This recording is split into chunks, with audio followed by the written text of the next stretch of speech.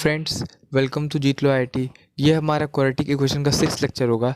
सबसे पहले अपन homework question से डील करते हैं और अपने क्वेश्चन के सिलसिले को आगे बढ़ाते हैं। ठीक है, तो प्रूफ क्या करना था, 8m इज़ लेस देन और इक्वल टू 9। तो प्रूफ करते हैं। अगर प्रूफ करना आता होगा तो कहीं ना कहीं से ये आ जाएगा। ठीक है, तो जैसे जैसे क्वेश्चन बोल रहा है वैसे करते जाएंगे। तो पहला क्या बोल रहा है, if one root of the equation this is double of other, मतलब एक रूट अल्फ़ा है तो दूसरा रूट क्या होगा, 2 अल्फ़ा। ठीक है, तो यहाँ पर सम ऑफ रूट लगाए तो ये आ गया 3 alpha. This is minus L upon L minus M, ऐसा आया कुछ। तो यहाँ पर से अपन अल्फ़ा को लिख सकते हैं minus L upon 3 into L minus M, कुछ ऐसा आया होगा अल्फ़ा का वैल्यू। ठीक है, अब प्रोडक्ट ऑफ रूट हर वैल्यू से निकालना है। तो 2 अल्फ़ा स्क्वायर ये आया product of root, that is 1 upon L minus M, ऐसा आया होगा। ठीक है, तो यहाँ पर अल्फ़ा स्क्वायर का वैल्यू क्या आया, 1 upon 2 times L minus M.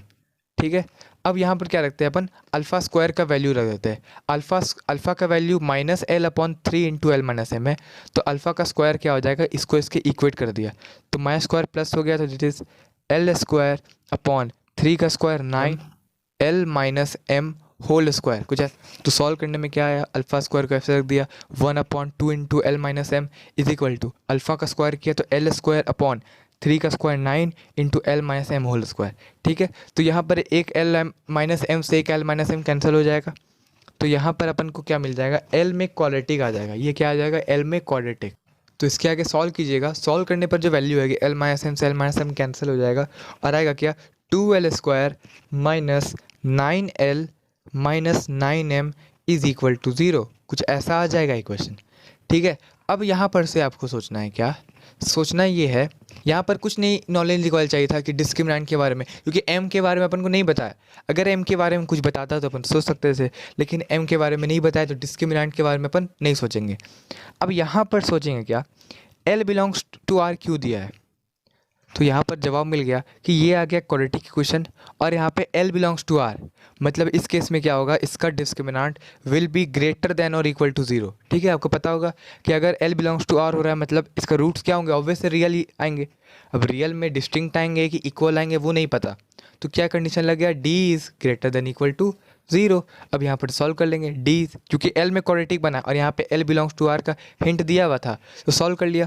9 का स्क्वायर 81 माइनस 4 टू जा 8 9 जा 72 plus 72 minus m is greater than equal to 0, कुछ ऐसा। सॉरी, सॉल्व करने पे शायद प्लस 9m आएगा। ठीक है, तो यहाँ माइनस आ जाएगा, तो यहाँ पर सॉल्व करने को मिल जाएगा value 8m is less than equal to 9। ठीक है, कुछ कैलकुलेशन मिस्टेक हो गई थी लेकिन समझ में आ गया, प्लस 9m आएगा। ठीक है, और डिस्क्रिमिनेंट को ग्रेटर देन इक्वल टू 0 कैसे किया, क्योंकि L बिलोंग्स टू R था, मतलब इसके रूट्स क्या आएंगे, रियल आएंगे। रियल या इक्वल आ सकते हैं या डिस्टिंक्ट आ सकते हैं वो नहीं पता, तो क्या लगा दिया, D greater than equal to 0 और आगे सॉल्यूशन था। समझ में आया। अब नेक्स्ट क्वेश्चन की ओर बढ़ते हैं। तो ये भी एक अच्छा क्वेश्चन है। क्वेश्चन क्या है, if A, B, C belongs to R, A, B, C belongs to R and the equation x square minus 2a plus B x plus 2a square plus B square minus B plus half is equal to 0 has real roots, तो आपको ये find करना है। अब देखिए यहाँ पे क्या बोल दिया, रियल रूट्स बोल दिया, ये नहीं बोला डिस्टिंक्ट है सर कि इक्वल है, मैं कुछ बोला नहीं है। तो यहाँ पर क्या कंडीशन लगा देंगे, d is greater than equal to 0, और ये भले अच्छे से कह सकते हैं क्योंकि A B C R को बिलोंग है। ठीक है, बार बार ध्यान देना है, भले क्वेश्चन में गिवन हो ना हो लेकिन आपको देखना है कि A B C कहीं R को बिलोंग, कुछ कंडीशन नहीं ना दिया हुआ है जो अपन को कुछ एक्सेप्शन टाइप का या मिसकंसेप्शन टाइप क्वेश्चन दे दे। ठीक है, तो यहाँ पे क्या आ गया, सोच समझने के बाद अपन ने देखा कि D इसका ग्रेटर देन और इक्वल टू 0 आना चाहिए। सॉल्व कर लेते हैं इसे, D इज़ क्या, 2a plus B whole square minus 4 times 2a square plus B square minus B plus half, this must be greater than equal to 0। और इसको सॉल्व करने के बाद आपको क्या मिलेगा, पूरा सॉल्व कर लीजिएगा आप, आपको मिलेगा क्या, 4a square plus 3b square minus 4ab minus 4b plus 2 is less then और इक्वल टू 0। ठीक है, ये अपॉन सॉल्विंग आपको ऐसा कुछ मिल जाएगा। अब यहाँ के बारे में अगर मान लीजिए कोई यहाँ पे भी आ गया और उसको समझ नहीं आ रहा क्या करे, तो यहाँ पर आपको देखना चाहिए कि यहाँ ए स्क्वायर है और यहाँ बी स्क्वायर है, मतलब कहीं ना, और 4ab भी आपको दिख रहा है, तो कहीं ना कहीं आपको परफेक्ट स्क्वायर जनरेट करना पड़ेगा। ठीक है, तो परफेक्ट स्क्वायर के बारे में कैसे सोचे, देखिए यहाँ पे दिख रहा है क्या कि ये 2a का होल स्क्वायर है और -2ab में 2a आ गया। ठीक है, तो यहाँ पर दिख रहा है this is 2a square minus 2 into 2a, तो 4a आ गया। तो यहाँ पे एक b का कमी खल रहा है, तो b से मल्टीप्लाई किया तो यहाँ पे b स्क्वायर जोड़ दिया, तो यहाँ पे क्या है, अब बच रहा है 2b स्क्वायर बच रहा है, यहाँ पे बच रहा है 2b square minus 4b plus 2, तो यहाँ पर से 2 ले लिया कॉमन, तो आया क्या b square minus 2b plus 1, कुछ कॉमन ऐसा करके आ गया। अब यहाँ पर क्या दिखा, 2a minus B whole square, this is 2a minus B whole square, ये पूरा term plus 2 times this is b minus 1 whole square, this is less than equal to 0। ठीक है, अब कोई मान लीजिए यहाँ तक भी आ गया, अब यहाँ के बाद सॉल्व नहीं हो रहा है, तो यहाँ के बाद आपको एक कंसेप्ट पता होना चाहिए कि this number is always greater than equal to 0, क्योंकि ये कोई नंबर का स्क्वायर है, ए बी सी भले आर को बिलोंग कर रही है, तो यहाँ पर हम बहुत अच्छे से कह सकते हैं कि this is always greater than equal to 0, ये भी ग्रेटर देन इक्वल टू 0 होगा क्योंकि ये भी किसी नंबर का स्क्वायर है। तो यहाँ पर क्या देखने को मिला कि ये नंबर भी ग्रेटर देन इक्वल टू 0, ये नंबर भी ग्रेटर देन इक्वल टू 0, तो दोनों का जोड़ तो ऑब्वियस है कि वो बड़ा ही आएगा 0 से या इक्वल आएगा। ठीक है, वो कैसे फिर से देखिए कि 2a माइनस बी, ये क्या है, नंबर है, माइनस बी आएगा, इसका स्क्वायर करेंगे पॉजिटिव हो जाएगा, 0 आएगा तो 0 स्क्वायर 0 हो जाएगा, पॉजिटिव आएगा उसका स्क्वायर पॉजिटिव हो जाएगा, मतलब ये नंबर भी greater than equal to 0। Same इसके साथ कह सकते हैं this number is greater than equal to 0, तो इन लोग दोनों का ऐड समेशन भी ग्रेटर देन इक्वल टू 0 आएगा, लेकिन यहाँ पे तो लेस देन इक्वल टू 0 दिया हुआ है, मतलब एक टर्म आ रहा है ग्रेटर देन इक्वल टू 0, एक टर्म आ रहा है इक्वल टू 0। इसका मतलब अपन कह सकते हैं कि ये 2a minus B whole square plus 2 into B minus 1 whole square is equal to 0, और तो कुछ आ रहा नहीं, एक बोल रहा है ग्रेटर देन इक्वल टू 0, एक बोल रहा है लेस देन इक्वल टू 0, दोनों का इंटरसेक्शन क्या आ गया, इक्वल टू 0। समझ में आया यहाँ तक। अब यहाँ के बाद मान लीजिए कि हाँ कोई इतना भी सोच लिया, उसको नॉलेज है, तो इसके बाद वो सोच लिया है तो उसको पता चल जाएगा कि ये टर्म अब ग्रेटर देन इक्वल टू 0, ये भी term greater than equal to 0, तो सम इज इक्वल टू 0 है, मतलब ये भी इंडिपेंडेंटली 0 होगा और ये भी 0 होगा। तो यहाँ पर से कह सकते हैं कि जो 2a माइनस बी है ये भी 0 होगा और b माइनस 1 भी 0 होगा, 2 को डिवाइड करेंगे तो कुछ फ़र्क नहीं पड़ेगा, तो यहाँ पर से आ गया क्या, 2a is equal to B और b इज इक्वल टू 1, ये दोनों आया। ठीक है, तो 2 हमको चाहिए क्या था, 4a प्लस बी, देखिए सारी वैल्यूज़ आ गई, अब इसको 2 से मल्टीप्लाई कर दिया तो ये क्या आ गया, 4a is equal to 2b, तो हमको मांग क्या रहा था वो 2b प्लस बी, हमसे वो मांग रहा था 3b क्या आएगा। समझ में आया 3b कैसे लाया अपन। ठीक है, 3b b मिल गया 1, तो 3b क्या आ जाएगा 3, तो 3 इज़ आवर आंसर। समझ में आया कैसे सॉल्यूशन मिला। ध्यान से समझना हर एक पॉइंट को, अगर किसी को नॉलेज होगा इस पॉइंट के बारे में तो उसको ये क्वेश्चन आसान लगेगा, लेकिन हाँ क्वेश्चन आसान नहीं था, समझना था, इसमें कंसेप्ट था। अब देखते हैं नेक्स्ट, ये क्वेश्चन भी काफ़ी अच्छा है, इसमें अपन कुछ बहुत नया चीज़ जानेंगे, तो इस क्वेश्चन को देखते हैं। तो सबसे पहले बोल रहा है क्या, फाइंड पॉसिबल इंटीग्रल वैल्यू या values of A for which the roots of the equation इतना आर इंटीजर्स, मतलब ए को इंटीजर रखना है, तो a प्लस 1 भी इंटीजर आ गया, और जो अपन ने लास्ट कंडीशन पढ़ा था वो क्या था, अगर a is equal to 1, a मतलब कोफिशिएंट ऑफ एक्स स्क्वायर 1 हो और b c इंटीजर्स हो, तो अगर हमको इसके रूट्स इंटीजर चाहिए तो इसका डिस्क्रिमिनेंट को कोई इंटीजर का परफेक्ट स्क्वायर बनाना पड़ेगा, और हमसे वही मांग रहा है। तो इसमें क्या स्टेप होगा कि इसके डिस्क्रिमिनेंट को कोई इंटीजर का परफेक्ट स्क्वायर मान लो, और यहाँ पे क्यू क्या होगा, इंटीग्रल वैल्यू आएगा कोई। ठीक है, इसमें हर चीज़ नया जानेंगे। सबसे पहले मानना सीखेंगे कि डिस्क्रिमिनेंट इसका कोई इंटीजर का परफेक्ट स्क्वायर हो गया, सबसे पहला स्टेप। अब सेकंड डिस्क्रिमिनेंट लिख लेंगे, discriminant is a square minus 4a minus 4, discriminant solve कर लिया, क्यू स्क्वायर के बराबर आया। अब यहाँ पर क्या सोचना है कि ये a square minus 2 into 2a, 2 into a +4 आ जाता, मान लेते अगर यहाँ पे +4 आ जाता तो ये a-2 का होल स्क्वायर बन जाता और ये क्यू स्क्वायर बन जाता। अब सवाल आ रहा है कि इसको क्यू परफेक्ट स्क्वायर क्यों बना रहे हैं।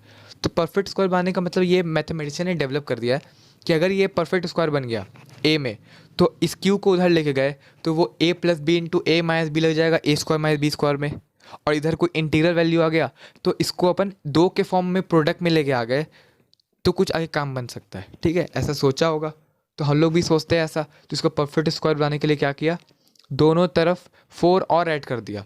इसको 4 बनाने के लिए 8 से ऐड करना पड़ा, तो इधर भी 8 से ऐड कर दिया। ठीक है, तो ये क्या हो गया, सॉरी 8 से ऐड करेंगे ना, 8 से ऐड करने पर ये आ जाएगा 4, क्योंकि +8 किया तो ये आ गया 4 और इधर +8 कर दिया। ठीक है, तो ये आ गया a-2 होल स्क्वायर और ये आया -q² that is equal to 8। ठीक है, अब यहाँ क्या आ गया, सिंपल सॉल्यूशन, a² - b² लगा दिया, यह आया a-2 - q दैट इज 8। ठीक है, अब यहाँ के बाद सोचना है, अब यहाँ पर नया कंसेप्ट क्या है कि इसको हमको, ये a भी इंटीजर है, q भी इंटीजर मानना है, 2 तो इंटीजर है ही, और ये 8 भी इंटीजर है। मतलब हमको 8 को 2 इंटीजर के टर्म में तोड़ना है। ठीक है, तो कभी कभी मान लेते 8 को 1 × 8 लिखा तो 1 ये आ जाए 8 ये आ जाए, या 8 ये आ जाए 1 ये आ जाए, तो अपन को ऐसे इसको तोड़ना है। तो क्या आया, a-2 + q और एक आया a-2 - q, ऐसा कर दिया। अब यहाँ पे 8 को अपन को स्प्लिट करना है, तो 8 को ऐसे लिख सकते हैं, -1 - 8 लिख सकते हैं। ठीक है, और क्या लिख सकते हैं, 8 1 लिख सकते हैं, -8 -1 लिख सकते, 4 2 लिख सकते, -4 -2 लिख सकते, और क्या लिख सकते हैं, 2 4 लिख सकते, -2 -4 लिख सकते, और कोई वैल्यू नहीं लिख सकते। ठीक है, इंटीजर में लिखना है, क्योंकि ये इंटीजर ये इंटीजर ये इंटीजर, इधर भी इंटीजर लाएंगे तभी ना एक ही इंटीग्रल वैल्यू आएगी। और यहाँ पर अब सेपरेटली इन इक्वेशन को सॉल्व नहीं कर, अपन से पॉसिबल इंटीग्रल वैल्यूज़ मांगा है, ये नहीं मांगा है ए क्या क्या होगा। तो बस यहाँ पर सोचना है क्या, पहले इसको पकड़ा, मन में सोचेंगे, अब अपन का मन में काम स्टार्ट होगा। इसको पकड़ेंगे, दोनों को ऐड करेंगे, दोनों को ऐड करेंगे, सोचेंगे यहाँ पे, तो ये तो उड़ गया, ये आया -4 और इधर आया 2a और ये आया 9, तो मतलब 2a - 4 9 के बराबर आ गया। तो क्या ऐसे a का इंटीग्रल वैल्यू मिलेगा, नो, ये तो कुछ 13/2 आ जाएगा ना, 9 + 4 13/2 नहीं मिलेगा। चलो, तो 8 1 इससे भी नहीं मिलेगा, क्योंकि ऐड करने पे तो वैल्यू तो वही आएगा। ठीक है, नहीं मिला, इससे नहीं मिला। अब देखते हैं इसमें, जब इन लोगों को ऐड किया तो ये आया -9 + 4, मतलब 1 8 का किसी भी टर्म से नहीं मिला, क्योंकि हमको इंटीग्रल वैल्यूज़ में इंटरेस्टेड है। आप जब इसे सॉल्व कीजिएगा इन चारों को तो इंटीग्रल वैल्यू नहीं मिलेंगी।